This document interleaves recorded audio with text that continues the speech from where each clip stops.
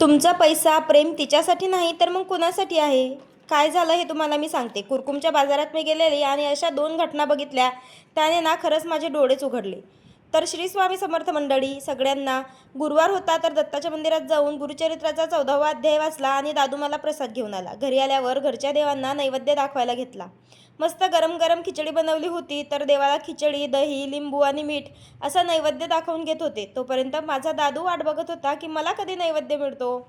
त्याला दही खिचडी खायला खूप आवडते आणि मी घरीच दही टाकते, त्यामुळे काही प्रॉब्लेम नाही आहे. आम्ही मस्त दही खिचडी आम्हाला वाढून घेतलं, म्हणजेच फराळाचं करायला घेतलं आणि दादूला दही खिचडी मिक्स करून दिली.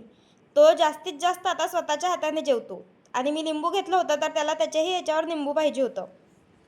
त्याला लिंबू दिला आणि दही खिचडी खायला घेतली आणि दुपारी 12:30-1 झाले असतील, तर बरीच भूक लागली होती. तर मस्त गरम गरम दही खिचडी खाल्ल्याने मस्त पोट भरून जेवलो आणि छान चव लागत होती त्याला. अशी तयारी केली. तर मी एक गेट रेडी विथ मी असा पहिल्यांदाच एक व्हिडिओ तयार करून बघितला आहे. लवकरच तो अपलोड करते. तर अशी मस्त तयारी करून आम्ही निघालो कुरकुमच्या बाजारात जाण्यासाठी. बाजारात पोहोचले, दुकान वगैरे लावून घेत होते आणि दादू मला मदत करत होता. तर झालं असं की बरोबर 7:30-8 वाजता एक कपल आलं आणि ते जी बाई आहे ना, म्हणजे मुलगीच होती, तिचं लग्न आता असं वाटतं मला की 1 वर्ष झालं असेल. तर तिला गुलाबजामुन घ्यायचे होते, खायचे होते आणि तिच्या नवऱ्याला ती म्हणत होती, हिंदीमध्ये ते बोलत होते की मुझे चाहिए, लेके दो, लेके दो. मग त्याने माझ्याजवळ विचारपूस केली की कितीला किती आहे म्हणून. मग मी त्याला सांगितलं 50ला 2 आहेत दादा. तर तो बायकोला म्हटला काही नाही खायचे, आपण नंतर कधी खाऊ. आणि तो पुढे चालला गेला आणि तिचं बिचारीचं मन खूप नाराज झालं. तिच्या चेहऱ्यावरून मला ते दिसत होतं, कारण तिला खायची इच्छा झालेली.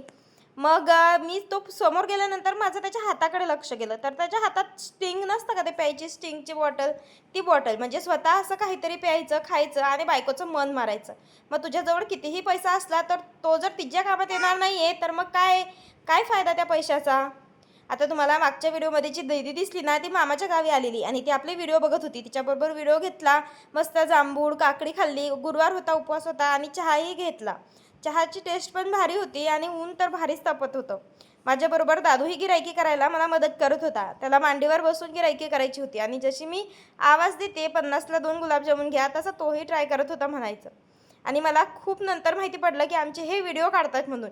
मग मी त्यांना मस्त अशी स्माईल दिली. आणि हा जो किस्सा झाला आहे ना, त्याच्यानंतरच म्हणजे 8-8:30 वाजता एक गरीब दिसणारा जोडपं आलं. त्यांच्याबरोबर 2 मुलं होती आणि बाईने फक्त विचारलं की कितीला गुलाबजामुन आहेत? आणि तिने विचारल्यावर त्या माणसाने लगेच 2 गुलाबजाम घेऊन एक तिला डबा दिला आणि एक डबा मुलांना दिला खाण्यासाठी.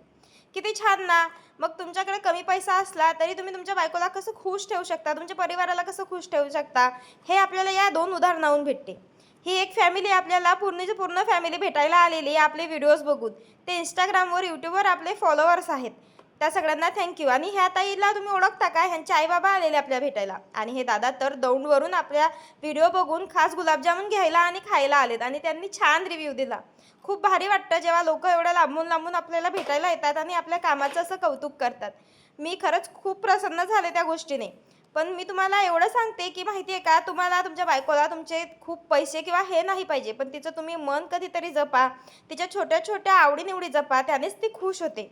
तुम्हाला या गोष्टीतून काय कळलं मला कमेंट करून नक्की सांगा. चला व्हिडिओ इथे सेंड करते. बाय.